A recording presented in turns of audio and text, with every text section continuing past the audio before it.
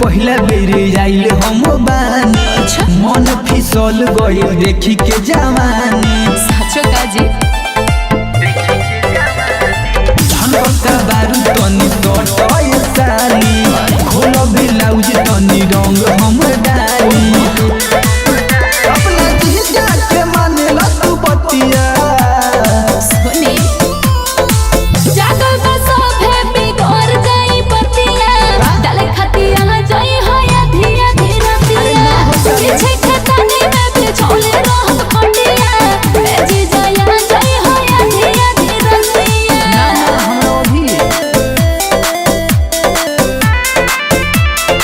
Music by राज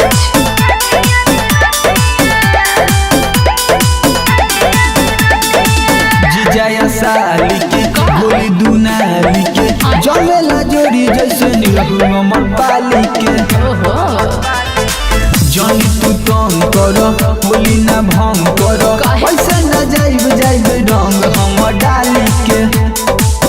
जानी जमरे तू कराए जी चाहो हरी पर जाई कर मत जाहो अरे अकेले ने छोड़ी अवरतिया जागल का सब है बिगड़ जाई पतिया डाले खतिया जाई होया धीरे धीरे दिया पीछे खतने में भी छोले रहत खटिया ए जी जाया जाई होया धीरे धीरे दिया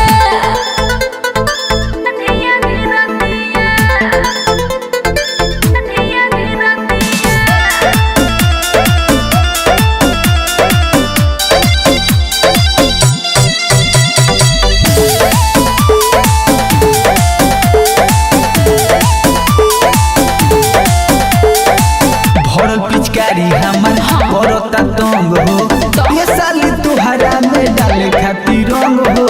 रही साल भर के धइल मुर्चा बा धइले अरे। अब ये साली छोड़ा गए पर जंग हो सुनी बात मानो पिछाई पड़ता